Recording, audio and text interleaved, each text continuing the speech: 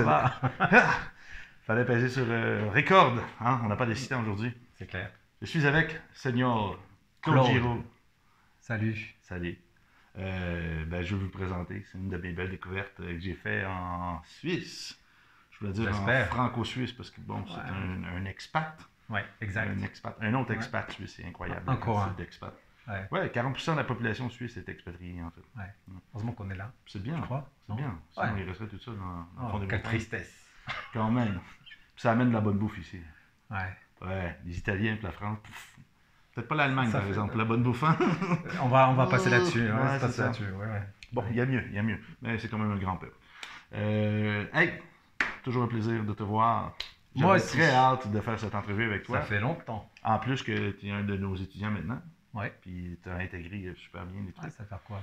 Ça fait un an, à peu près. Environ, ouais. J'étais venu, un an, non, moins que ça. Moins que ça. L'hiver dernier. Je suis ici en mai. Mais ça va vite, hein? Ouais, exact. Ah non, j'ai fait la démo, puis tu es venu tout de suite faire la formation une semaine plus tard. Tu as soigné mon épouse, et de mon épouse, je suis parti faire ta... Ouais, c'est quand même cool. Ouais. Et voilà, c'est comme ça qu'on fonctionne à Neuroperformance. Ouais. On fait un vrai protocole devant les gens font « Wow, c'est cool. » Qu'est-ce que je fais? J'y vais pas. Ouais, j'y vais. Excellent. J'aimerais que tu me parles un peu de ton parcours. Qu'est-ce qui t'a amené dans le monde de la thérapie? Ton métier en ce moment, comment tu te nommes, Claude Giroux? Alors au jour d'aujourd'hui, je suis thérapeute en médecine naturelle. Ça, c'est mon statut en Suisse. Mon parcours, il est un peu atypique. Je pense qu'il te ressemble un peu. Un accident. Je suis un ancien danseur nu, moi. Moi, Paul. Paul Dance. Ouais, c'est ça. Oh, Paul Dance. Oh mon Dieu, l'image. Non, j'ai commencé il y a très longtemps, il y a une vingtaine d'années, dans la thérapie à cause d'un trauma où j'ai eu un accident assez grave, où j'ai été violenté par deux gars avec des tables de... Qu'est-ce qu'ils avaient avec eux? Des baseball? Des battes de baseball. Wow.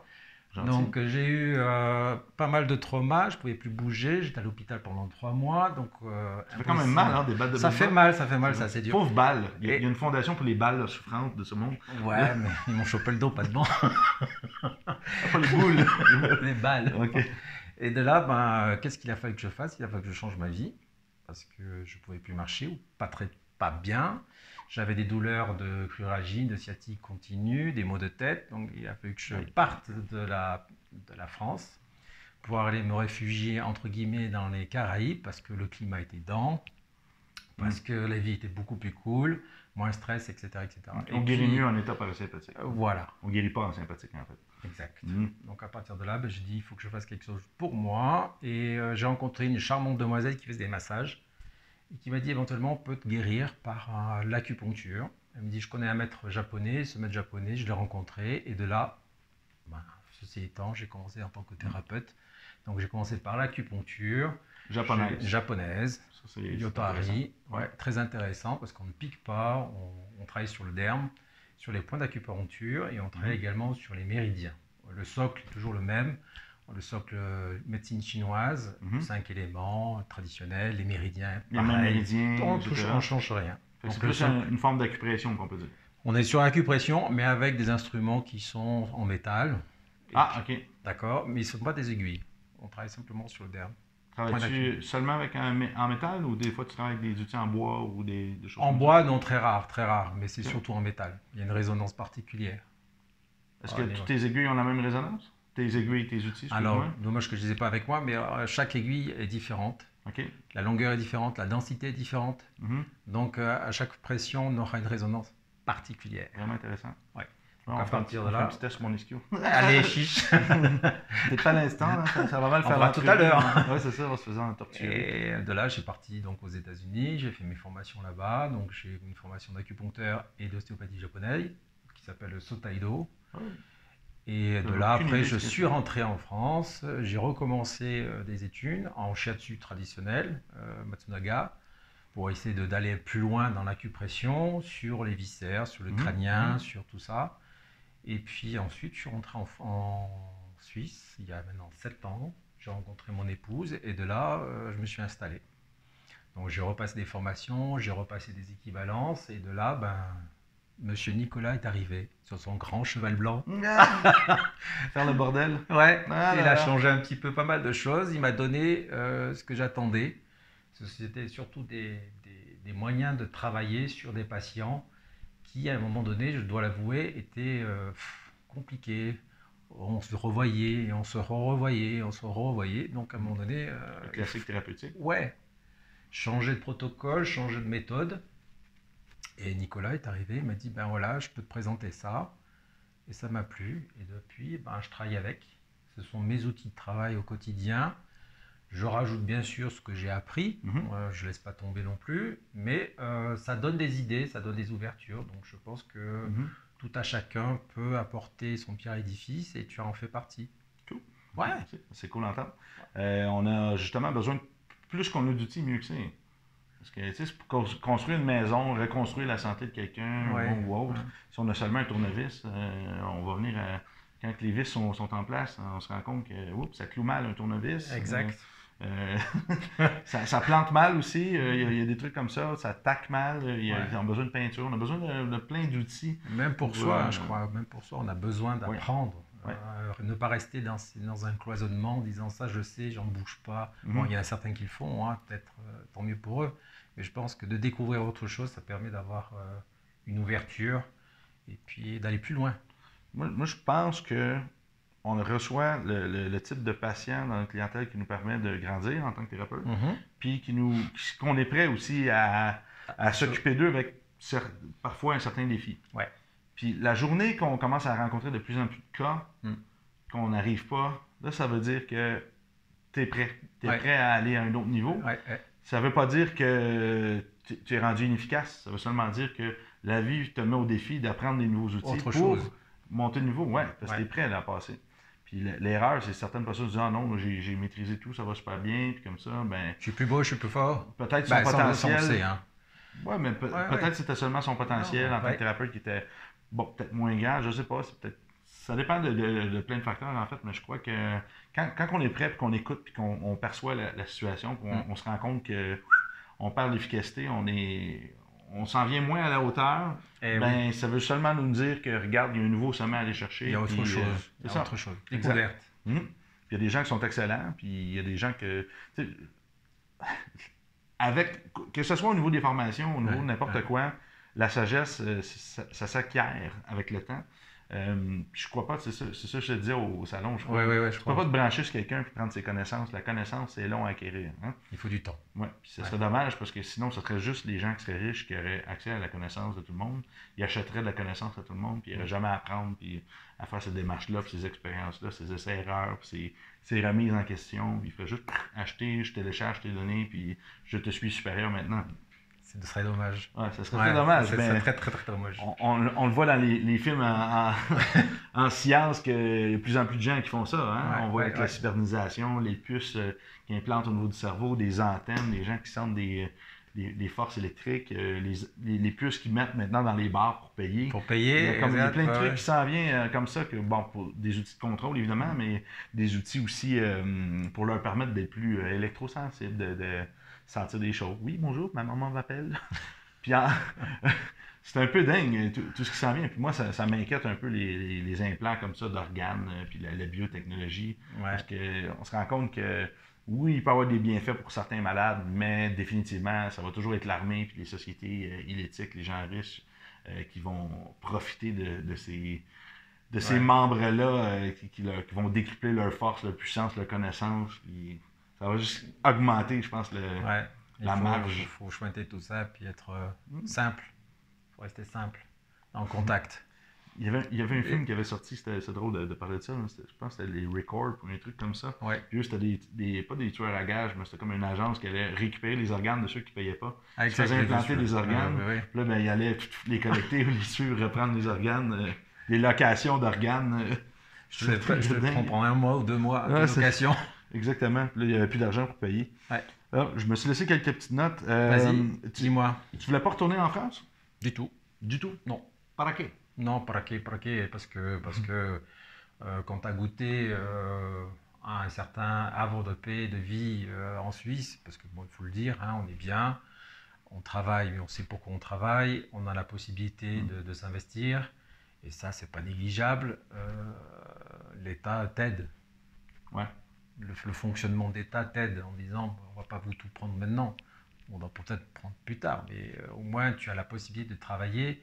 L'ouverture d'esprit au niveau du travail, ben, les gens sont toujours même à dire ben, je vais essayer parce que c'est intéressant et j'ai des résultats. Donc ça c'est aussi intéressant pour nous. Ils ne sont pas figés dans des dogmes, voilà. des endoctrinements. Et puis le système, entre parenthèses, la sécurité sociale, etc., est complètement différente.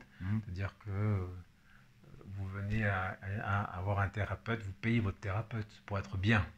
Ouais. Il y a un aspect aussi de prévention, tu peux me dire? Oui, tout à fait.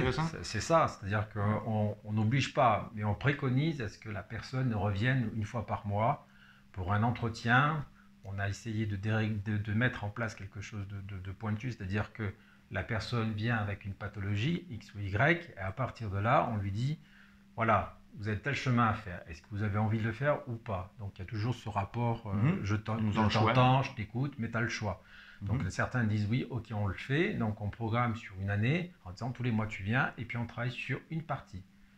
Ça, c'est une possibilité. Ou, c'est intéressant. Dans le cas contraire, c'est je viens, j'ai mal, tu me fais du bien, j'ai plus mal, tant mieux, au revoir, merci. Traumatique, là. Oui, voilà. Donc à partir de là, ben, c'est un choix qu'ils peuvent faire parce qu'on leur donne le choix. Et ça, je trouve ça super et intéressant. Parce que tu as un rapport différent avec le patient. Il y a tellement de gens ici qui font du sport, ça fait partie intégrante de la vie des gens. On est dans les extrêmes ici. Hein, donc, il y a de tout. Des gens qui font rien, mais la plupart des gens que j'ai vus, moi, c'est des gens qui sont brisés des sportifs. Oui, c'est ça. Ben, c'est quand même les endroits, le trekking, la marche, les vélos, le parapente, le ski, le kayaking. Il y a tout. Le ski, bon, tous les sports d'hiver, c'est fou, là, c'est impressionnant. Ces gens-là, justement, ils ont besoin de soins. Puis souvent, si vous faites du sport, vous avez besoin de soins. Votre corps, c'est pas parce qu'il n'a pas mal qu'il n'est pas en train graduellement de dégrader. Ça, c'est important de dire. C'est important. Et surtout, c'est de l'entretien. C'est ça le problème. L'entretien. Que ce soit alimentaire, hygiène de vie, sommeil. Bon sommeil, et puis avoir quelqu'un qui, en face de toi, dire ben, écoute, ça, tu fais mal, il faudrait mieux que tu ailles dans cette partie-là pour essayer de travailler sur tes problèmes. Même le stress émotionnel de performance va créer des contractions musculaires imprévisibles, puis on peut se blesser avec ces conneries. Là. Puis créer des balancements au niveau des chakras, des méridiens, ça tu vas le voir aussi. Très souvent. Un tel méridien, exemple l'estomac relié au contentement. Voilà. Quelqu'un qui n'atteint pas la position qu'il veut dans son sport, l'estomac... Il se mange de l'intérieur. Oui, c'est ça. Ouais. Il a du mal à gérer sa situation. Qu'est-ce qui peut arriver, c'est que le pec claviculaire va être relié, on va avoir le brachioradial, on va avoir les fléchisseurs du cou. Il peut se retrouver avec des douleurs qu'il ne comprend pas nécessairement, mais qui viennent, des douleurs projetées de là par un manque d'énergie vers ces organes-là. Puis ça, c'est bien qu'ils viennent te voir, toi, parce que on en parlait avec Hermira, les physios doivent faire des consultations, parce que tu travailles ici à Alternative Physio-Verbier. Oui, Alternative Physio-Verbier. Il y a sa salle de thérapie dans le centre ici. Fait que directement, beaucoup d'athlètes, ils tombent du monde qui... Ils viennent directement. Ils arrivent directement dans le stationnement pilier. Quelqu'un vient avec une pelle puis les dépose en vrac sur les tables. Non, c'est une blague. C'est un peu ça. C'est quand même n'importe quoi. Ou le Yeti vient les porter. Puis là, Hermira me disait, les physios, ben, c'est pratiquement que de la référence légalement des médecins. Donc, c'est de la traumato sous ordre du médecin. C'est 30 minutes les consultations. Puis de la façon que toi tu travailles, 30 minutes, tu peux pas aller aussi loin investiguer indépendant comme je suis et le travail que je fais, je suis obligé non, je suis pas obligé, attention. Hein. Mais je reste 1 heure, 1 heure et demie sur une personne. Ben, c'est un souci de qualité. Je prends le temps. Il n'y a pas de chronomètre quand il y a un malade en face de toi qui est en demande. C'est ça, c'est des pleurs. C'est la différence entre un centre de physio où tu es obligé et contraint d'avoir des minutes et les minutes sont payées. Chacun fait le travail. Voilà. Hein? Mais pour la prévention, ce qui est bien, qu'ils sont, à cause de leur mandat avec le médecin, ils ne peuvent pas autant travailler en prévention. Je crois que c'est bien qu'ils viennent vers toi pour aider au niveau de la performance de plein de schémas. C'est pour ça qu'on a eu cette connexion, c'est-à-dire que dans le même centre, on a les physios et moi comme thérapeute, on se balance les cas en disant ben, moi j'ai un problème là-dessus, est-ce que tu peux m'aider et vice-versa, donc ça peut faire une complémentarité. Excellent. Et Ben, c'est ça qui est bien. en fait. Et ça en fait une. C'est ça, définitivement. Oui, complètement. Amira me parlait justement de personnes qu'elle t'a envoyées et Ouais. des super résultats. Ça, c'est cool parce que quand on a toi, tu n'as pas un background mécaniste comme nous, on a eu à la base. Pas du tout. C'est ça. Puis Ouais. ça change complètement la donne. Nous, c'est un peu mon approche que tu as vue, c'est que je te validais dans le monde physique. Exemple, les articulations qui débloquaient suite à un travail avec la lymphe ou un méridien. Tout à fait. Les muscles qui réactivaient. Puis ça, si toi, tu es habitué de toucher, tu sens les muscles sont où, tu touches la structure, mais tu n'es pas habitué de tester la mécanique. Non, je n'étais pas la zone du tout. Ça, c'est vraiment quelque chose que tu es plus venu chercher avec nous, je crois. C'est ce qui me manquait. Ouais. C'est ce qui manquait. Donc, à partir de là, on te donne les outils, tu les prends et tu travailles avec. Surtout, il faut travailler tous les jours avec.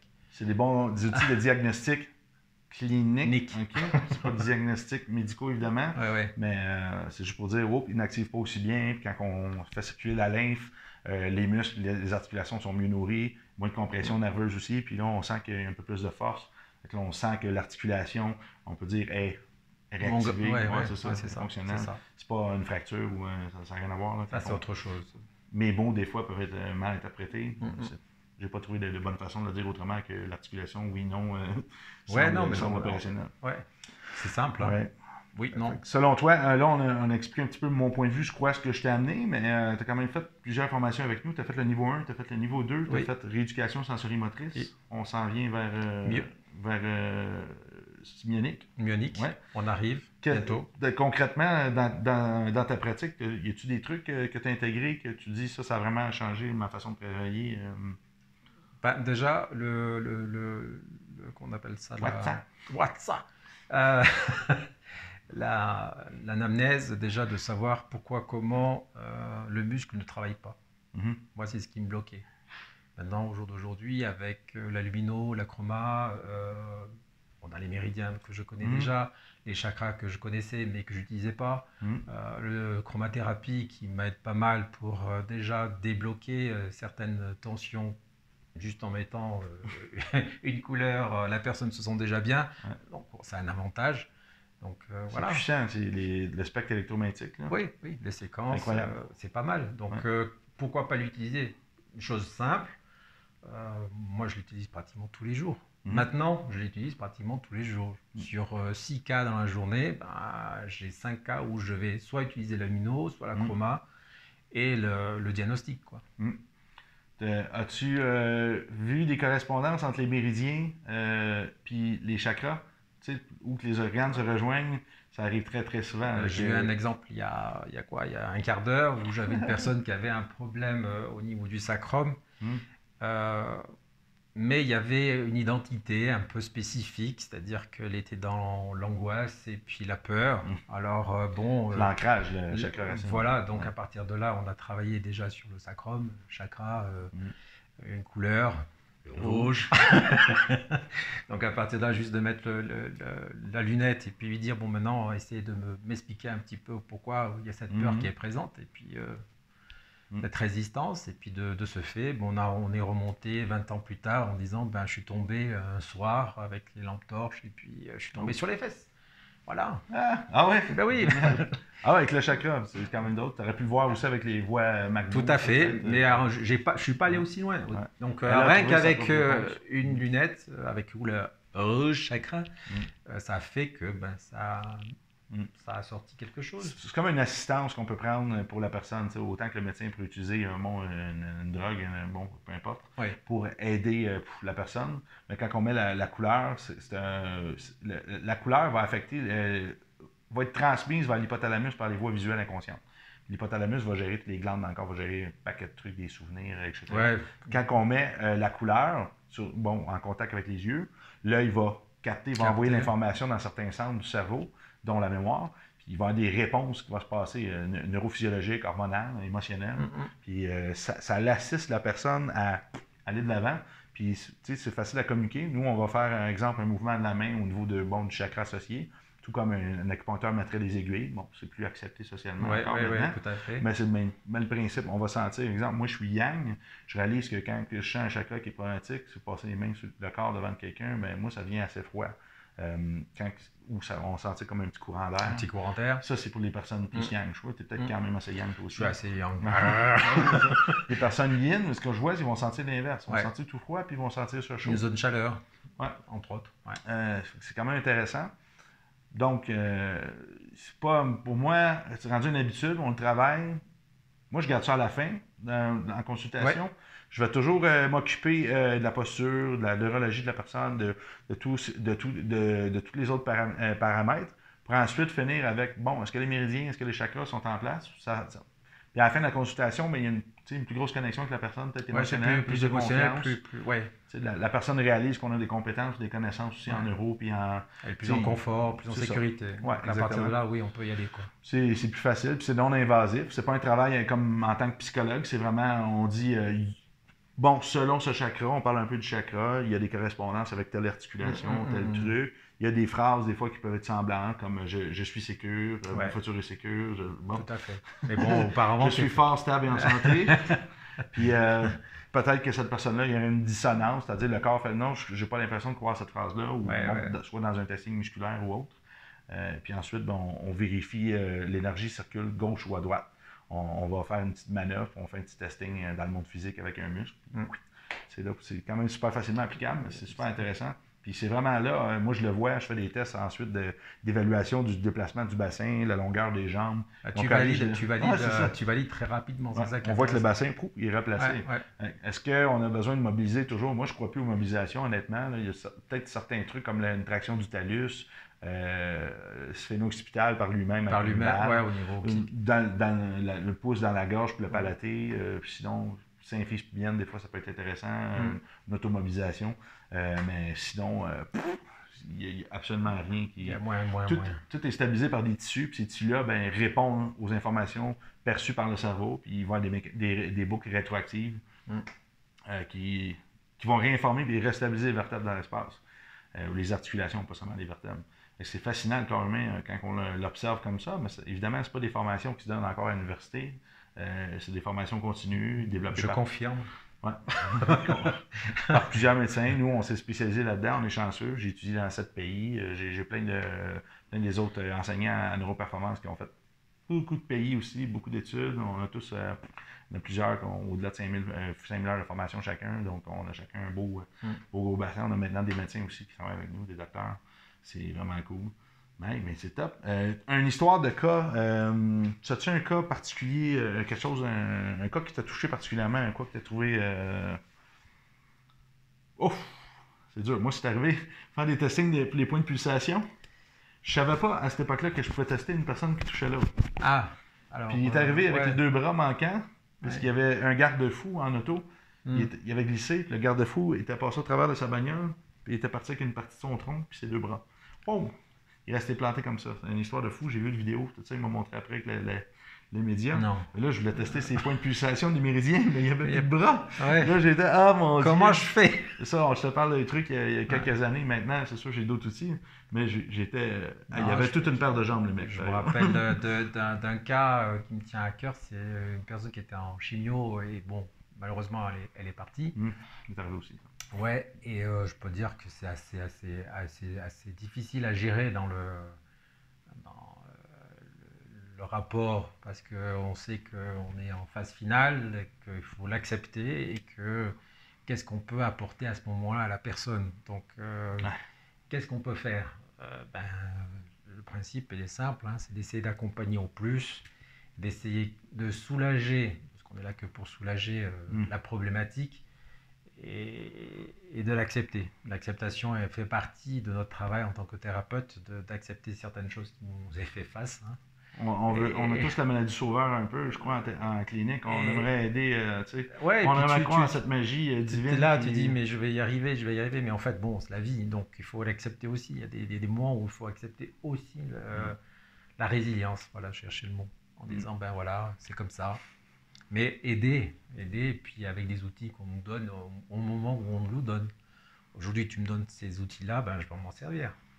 Ça, c'est sûr. Voilà. Ça, on veut aider peut-être cette personne-là à quitter avec le moins de non-dits. Des non-dits. C'est le gros problème. Ça, je trouve que, surtout en Europe, je le vois beaucoup. C'est super... c'est super C'est tabou, compliqué, pas c'est seulement en compliqué. Europe, chez certaines personnes plus âgées, chez nous, à partir de 50 ans, plus, encore la mentalité que l'homme doit puis rien dire. L'homme, la femme, La femme aussi, Ouais, aussi. ouais, Pas aussi, la aussi, femme beaucoup aussi. je t'écrase. Ou la femme s'est occupée des enfants toute sa vie, elle a fait plein de trucs, puis finalement, ben, elle est rendue à un âge qu'ils sont retraités, puis elle se cherche parce que le mari ne parle toujours pas plus, puis elle, ben, elle se dit qu'est-ce que je peux faire maintenant en tant qu'individu, j'ai rien fait pour moi. Puis mon rôle, c'est un peu d'aider ces personnes à. C'est quoi tes rêves? Parle-moi de toi. Ah ben non, ben, je vais pas parler de moi, j'ai rien à dire. Ouais. Ah ouais? Ouais, t'es T'as sûr? pas d'histoire? T'as jamais eu de rêve? Ah ben non, ok. Ouais. Toi, enfant, tu avais hâte d'avoir des enfants, puis Ouais. c'est dingue, là. Puis, ouais, ça c'est. C'est la vie. C'est pas tout le monde qui sont capables d'un coup de sourire puis de parler non plus hein, de ces trucs-là. Tu peux pas. Il y en a que oui. Il y en a qui sont mûrs. C'est difficile. Ouais. C'est d'appliquer aussi après. Même si on parle, est-ce que. T'as même les différentes régions. Moi, je viens du sud de la France où les gens parlent beaucoup, mais en fait, ils parlent pas. Ils crient. Ouais, c'est un peu ça. Je te crie dessus. Ouais, c'est ça. Ou après, tu viens ici en Suisse où tu penses que c'est un peu plus libéral, où c'est bon, on fait des pratiques qu'en France on faisait pas avant, c'est-à-dire qu'on est rebouteux, faiseurs des faiseurs de secrets. de secrets, etc. On cachait tout ça, etc. Et c'est encore caché, hein. Ouais. Et puis, Comme chez nous, en fait. Ici, on le fait, c'est reconnu, il n'y a pas de souci. Mais après, au niveau du dialogue entre le patient ou le thérapeute ou qui que ce soit, c'est difficile de discuter, de parler franchement de ce que tu ressens, quels sont tes rêves. Et là, ça bloque. Ouais, je sais pas, c'est compliqué. Pourtant, les gens ont de la confiance ici, ils sont très confiants. On le voit en France, les gens ont plus de confiance que chez nous en eux. Ils sont éduqués d'une façon à. Je pense que vous avez quand même un potentiel de réussite. Puis, c'est bien. Ouais. Puis... Faut pas trop réussir non plus. Hein. Non, ça c'est ce qu'on entend aussi souvent. Avec le malaise avec l'argent, parler d'argent, c'est compliqué. Truc, il y a un Belge qu'on a rencontré au salon hier, il a dit, Pierre, il a dit, les gens, c'est fou comment ça parle d'argent en Suisse. Bon, on sait que c'est un lieu, un petit peu, c'est des expats qui sont fortunés. On regardait ici à Verbier, il y a des petits terrains à 4 millions. N'importe quoi. 8 millions, pas 4 millions, des petits terrains à 8 millions. J'ai dit, c'est impensable, personne ne peut venir ici. Mais il dit, tu écoutes la télévision, puis ils vont dire, on a construit cet hôpital, ça a coûté ça, mais ça va rapporter ça à la société. Et là, je dis, mais est-ce que c'est vraiment mal, finalement? Là, je parle en tant que Canadien. Est-ce que c'est vraiment mal, finalement, de savoir combien qu'elle a coûté puis combien que ça va rapporter localement? Parce que chez nous, on voit juste les dépenses, puis on ne sait jamais ce que ça rapporte, parce que ça ne rapporte jamais rien, parce que c'est toujours de l'argent qui est un petit peu corrompu, puis on ne voit rien. On n'a jamais vraiment les chiffres, on paie, puis on ne sait rien. C'est mieux peut-être de savoir que la commune a investi telle somme, puis ça va rapporter ça. Au moins, les gens savent où va leur argent. Où va l'argent. En France, c'est un peu le même problème aussi. C'est de l'argent qui disparaît partout. Puis... On ne sait pas où il va et comment il est fait. Fait que lui, dans son système de croyance, il s'est dit ah, ben là, ça parle trop d'argent ici. Ben, c'est pas nécessairement mal. On sait que l'argent va où. C'est pas... Tu as une valeur, il faut le savoir. Dans ton travail, tu as des prix, ben, tu les mets, tu les appliques. Il ne faut pas se sous-estimer, il faut être dans la réalité. Hein. Nous aussi, en tant que thérapeute, on a une valeur, on a des prix, il faut s'assumer. Il faut. C'est pas facile. Il faut, sinon on n'avance pas. Exact. Est-ce que j'avais d'autres questions? Dis-moi tout, je suis là. Dis-moi tout. Ben oui, ton cas, c'est dommage. Moi aussi, j'ai eu un même genre de cas, un cancer de la langue, finalement. Je le savais parce que tous les dents crâniens avaient lâché. Puis je suis là, je suis pas sûr de... J'ai dit, ça sonne pas bien. Eux autres, il n'y avait pas un diagnostic super, super intéressant. Puis j'évaluais, puis j'ai fait mes tests fonctionnels des dents crâniens, puis là, j'ai fait, c'est pas normal, 11 dents crâniens sur 12 qui fonctionnent pas d'un côté. Finalement, elle est morte peut-être 2 semaines plus tard, cancer de la lymphe. C'est terrible. Puis ils l'ont détecté un petit peu tard. Comment les gens peuvent te rejoindre s'ils veulent une consultation? C'est quoi ton cas type client, un peu, là, celui que tu as le plus de succès? J'ai un succès fou. Non. J'ai un site. Je suis à Verbier, dans un centre qui s'appelle Alternative Physio à Verbier. Donc, je suis disponible 7 jours sur 7. Même le dimanche. Ben oui. À part quand tu es dans nos formations. À part quand je suis à Nantes ou à Lyon ou j'espère au Canada un jour. À Sion, prochainement. À Sion, bientôt. Donc voilà, donc c'est assez facile. Il t'a rejoint sur le site pour prendre rendez-vous? Ouais, T'as pas de site personnel, toi? j'ai un site perso. Ah, c'est quoi? www.claudeessentiel et puis voilà, .com. Essentiel au singulier, pas de trait d'union. Non, Claude Claude Essentiel. Essentiel. Claude Essentiel. Tout simple. Claude est essentiel. C'est quand même bien. Là. Ah ouais, Ok, c'est simple. C'est Mais c'est simple, vrai. c'est ça. Excellent. .com, pas .ch. .com, Oh, il a pas refusé .ch. le CH, lui. Non, je refuse. Il est encore français dans l'angle, justement. C'est dur à se décrocher des racines. .com, c'est international. Non, attends, Excellent, super. Bon, pour ceux qui sont sur la page de Claude, qui ne me connaissent pas, je m'appelle Nicolas Desjardins. Je suis le fondateur de l'Institut Neuroperformance. Vous pouvez me rejoindre sur ma page. On a Facebook, on a toutes les pages possibles. En fait, toutes les pages possibles. Ouais. Institut Neuroperformance. Allez voir le site. On a d'autres super entrevues qu'on a fait. On est sur YouTube, Instagram. Abonnez-vous aux mailing list. Amusez-vous. On est là pour partager avec vous, vous aider sur votre santé, vous donner des informations pertinentes et surtout éviter la rétention d'informations. Donner les infos. Donner les infos, le partage, puis ça, c'est ce qu'on aime, nous, faire, et apprendre avec les autres, puis Claude, ça fait partie de ça. Si jamais vous avez besoin, je suis là. Hein. Ouais, c'est ça, exactement. Je suis pas toujours averbier, hein, vous imaginez. Claude, c'est un de mes étudiants de confiance qui était déjà très compétent avant de me rencontrer. Donc, ça vaut la peine. J'essaye. Dans le coin, on a Hermira éventuellement qui est physio, qui va pouvoir aider aussi. Exact. On a Claude. On n'est pas seul. On a François Roux, que lui, s'est spécialisé au niveau du pied. Bon, fait des semelles posturales, posture, pas d'eau, etc. Que ça vaut la peine. Alors, on a vraiment 3 thérapeutes complètement différents. Chacun une partie particulière. Ouais, c'est bien. Super. Donc, on se complète. Ouais, on se voit tout maintenant. Merci à toi. Merci à vous. Hop. Hop.